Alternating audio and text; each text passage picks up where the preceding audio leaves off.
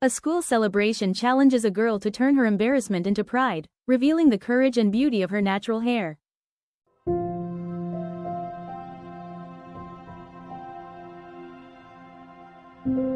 Hair Day tells the story of Amara Johnson, a young girl navigating the tricky balance between self-expression and fitting in. On a school day dedicated to celebrating natural hair, Amara feels the weight of judgment and whispers from her classmates, anxious that her tight curls will stand out in all the wrong ways. With the gentle support of her mother and the wisdom of her grandmother, Amara begins to see her hair not as something to hide, but as a living reflection of her identity, heritage, and pride. Through a classroom discussion and personal courage, she learns to embrace her curls and to own her story, even when others do not understand. Tender, relatable, and uplifting, Hair Day explores themes of cultural identity, peer pressure, microaggressions, and self-acceptance. It reminds readers of all ages that courage and pride often begin with small acts of embracing who we are.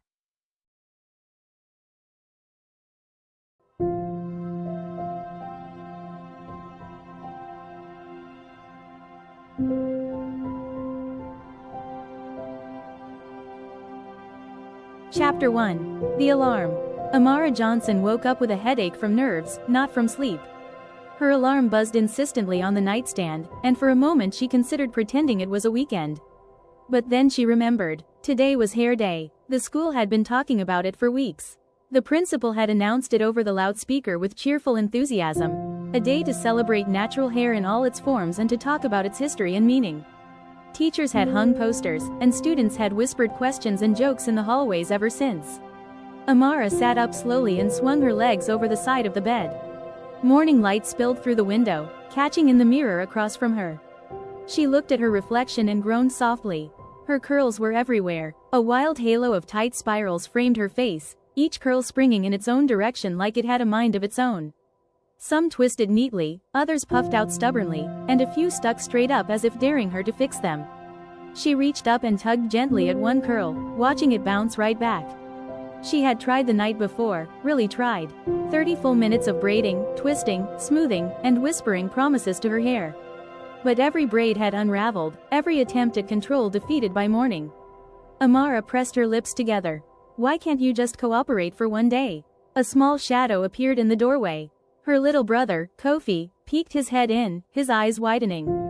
Whoa, he said, your hair's huge. She rolled her eyes. Good morning to you too. Kofi stepped closer, staring up at her curls like they were something magical. It's like a cloud, or like one of those lions at the zoo. Amara sighed and flopped back onto the bed. Not exactly what I'm going for. Kofi grinned. I think it's cool. She didn't answer. Right now, cool wasn't how it felt. It felt loud. It felt noticeable. And today, of all days, it felt impossible to hide.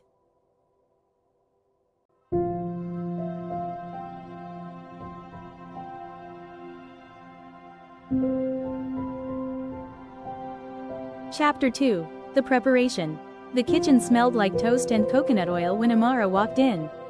Her mother, Tasha, stood in front of the counter mirror, carefully styling her own hair.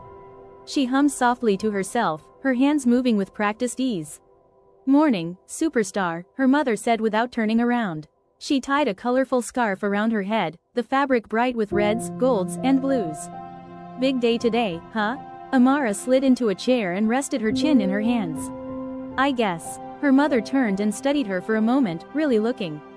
You didn't sleep much.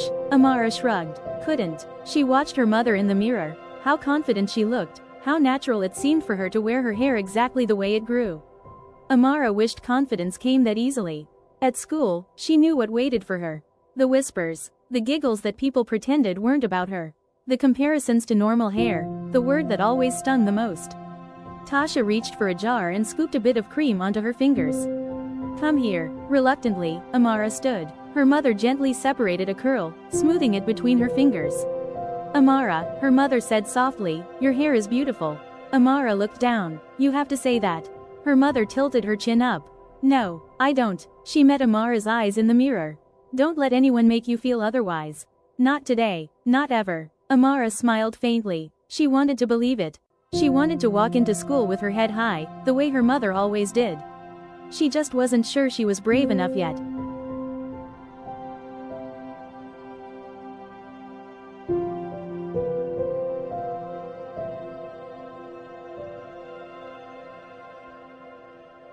Chapter 3. Arrival. The school hallway buzzed like a beehive. Students crowded around lockers, voices overlapping, laughter echoing off the walls. Posters lined the hallway, bright and bold. Love your curls. Celebrate all hair. Our roots, our stories. Amara paused at the entrance, taking a deep breath before stepping inside. Almost immediately, she felt it. Eyes. Some classmates glanced quickly and looked away. Others stared openly, their gazes lingering just a second too long. A few leaned toward each other, whispering behind cupped hands. Amara adjusted the straps of her backpack and kept walking. Amara. Zoe's voice cut through the noise. Zoe rushed up, her ponytail swinging. Wow, your curls are amazing today. Amara managed a small smile. Thanks. But the knot in her stomach stayed tight. As she passed the water fountain, she heard giggling. A group of kids stood near the lockers, pretending not to look. Does she brush it? One whispered. Heat rushed to Amara's face. She stared straight ahead, pretending she hadn't heard, pretending it didn't hurt. But it did. It felt like everyone could see the difference between her hair and theirs, and that difference felt bigger than ever.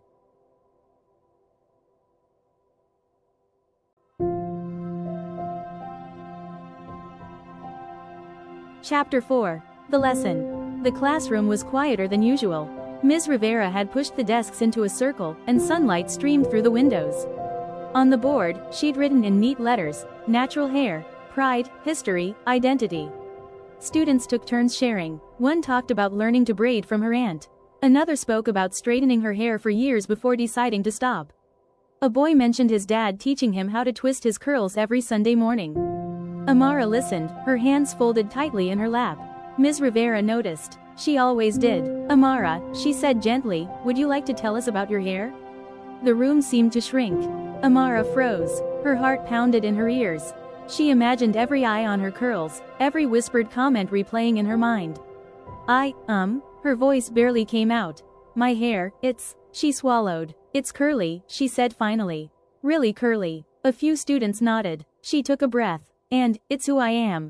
The words felt small but true.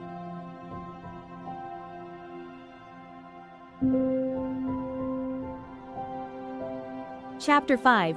Courage. Ms. Rivera smiled warmly. Beautifully said. Anyone else feel the same? Something shifted in Amara's chest. She glanced around the room. Zoe smiled at her. A boy across the circle nodded.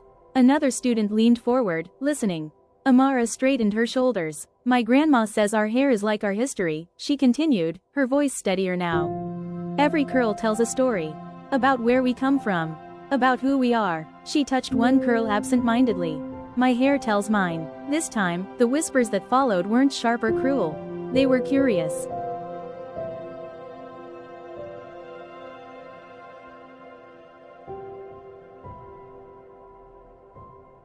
Chapter 6. Recognition. After the bell rang, students lingered.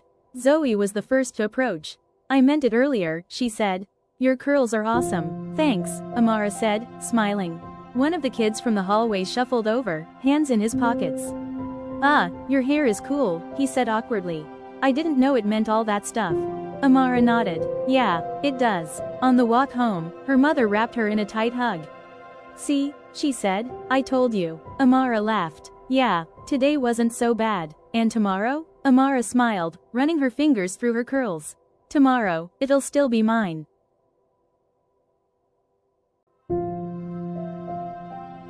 Moral of the story. Embracing who you are takes courage, but self-acceptance can turn fear into pride. When you honor your identity and speak your truth, you help others understand, and you discover that what makes you different is also what makes you strong.